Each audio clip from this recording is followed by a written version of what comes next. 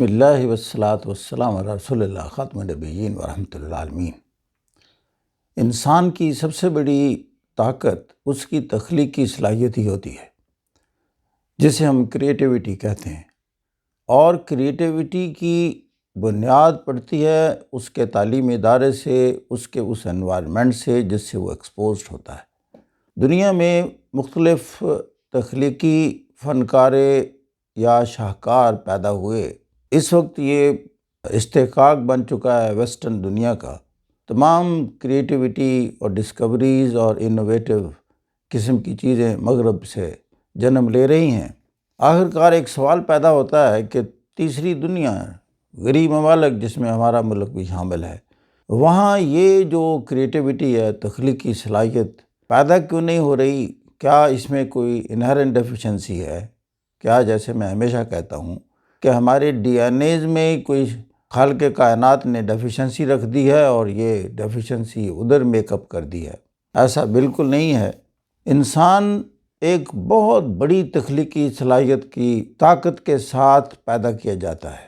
ہمیں دیکھنا یہ ہے کہ کیا ہمارے تعلیمی نظام، ایجوکیشن سسٹم اور ہمارے تعلیمی ادارے وہ تخلیقی صلاحیت ہم میں سے باہر نکالنے میں کامیاب ہوتے ہیں یا نہیں ہوتے۔ اصل میں جو میں نے دیکھا ہے کہ ہمارے تعلیمی ادارے یا ہمارا ایجوکیشن سسٹم غلطی کہاں کر رہا ہے؟ غلطی ایک پوائنٹ پر ہو رہی ہے، وہ ہمیں غلطی کرنے سے منع کرتا ہے، غلطی سے خوف پیدا کرتا ہے، غلطی کرنے سے ڈراتا ہے۔ وہ ایک ہی چیز پر ہے کہ آپ غلطی نہ کر بیٹھیں، اور غلطیاں نکال کر ہمارے سامنے رکھتا ہے۔ گویا کہ ہمیں نفسیاتی طور پر ایک ہی چیز سے خوف زدہ کیا جاتا ہے تمام تعلیمی سسٹم میں، کہ آپ نے کتنی غلطیاں کی ہیں اور غلطی کی آپ کو سزا ملے گی، اور اس سزا کے خوف کے بعد ہم ساری زندگی غلطی سے بچنے کے اقدامات ہی کرتے رہتے ہیں، اور یہ غلطی سے بچنے کے اقدامات اور یہ خوف انسان کی تخلیقی صلاحیتوں کو سلا دیتا ہے۔ میں آپ کو ایک دو چھوٹی مثالیں پیش کروں گا۔ میرے ایک انتہائی قریبی، بہت عرصہ ہوا وہ جاپان گئے، میں اکثر یہ مثال پیش کرتا ہوں۔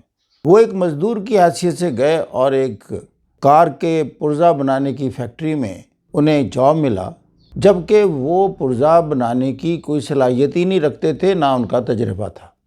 اس کے باوجود انہوں نے ایسے انگیج کیا جیسے انہیں ایک بڑا سکلڈ پروفیشنل بندہ مل گیا ہو۔ میں نے پوچھا انہوں نے کس بنا پر کیا؟ انہوں نے کہا کہ ان کے ذہن میں یہ ہے کہ ہر انسان میں ایسی صلاحیتیں پوشیدہ ہیں، ہم نے ان صلاحیتوں کو باہر نکالنا ہے۔ تو میں نے کہا آپ کی صلاحیتیں کیسے نکالیں؟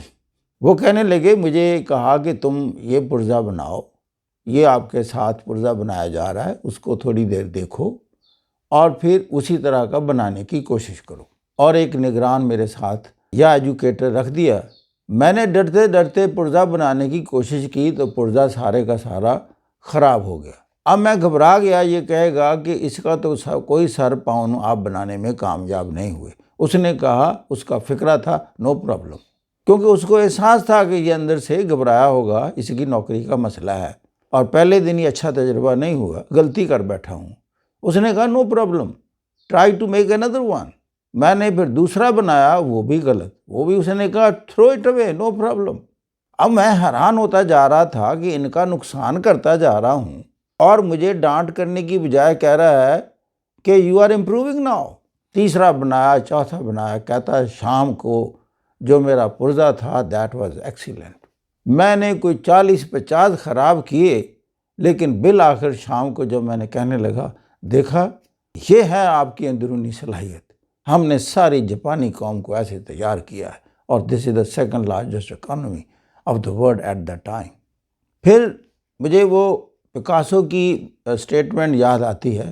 اس نے کہا تھا کہ ہر بچہ بنیادی طور پر آرٹسٹ ہوتا ہے، اور ہم نے صرف اس کی اس صلاحیت کو بیدار کر کے ڈیولپ کرنا ہوتا ہے، اور جوانی تک اس کے ساتھ ساتھ اس کی صلاحیت کو بھی پروان چڑھانا ہوتا ہے۔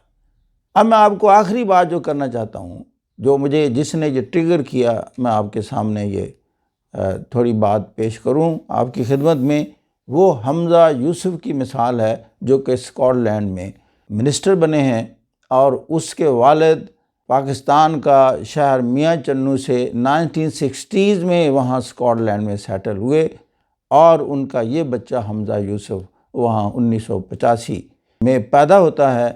اور جب اسے پوچھا گیا کہ آج آپ منسٹر بنے ہیں اسکاٹ لینڈ کے، آپ میں یہ جو سیاست کی طرف مائل ہونے کی خواہش اور سیاست میں اس مقام تک پہنچنے میں کس چیز نے کوئی رول ادا کیا، وہ کہنے لگے کہ یہ 9/11 کا انسیڈنٹ تھا، جب میں نے دیکھا کہ دنیا میں باتیں ہوئیں، مسلمانوں کے بارے میں نیگیٹو ویوز ڈیولپ ہوئے کہ یہ ملیٹنٹ گروپ ہیں یا انہوں نے کیا، تو میری خواہش پیدا ہوئی کہ میں دیکھوں کہ یہ جو پولیٹیکل ڈائنامکس ہیں ورلڈ میں کیا ہیں، کون ذمہ دار ہے، یہ ایسی چیزیں وقوع پذیر کیوں ہوتی ہیں۔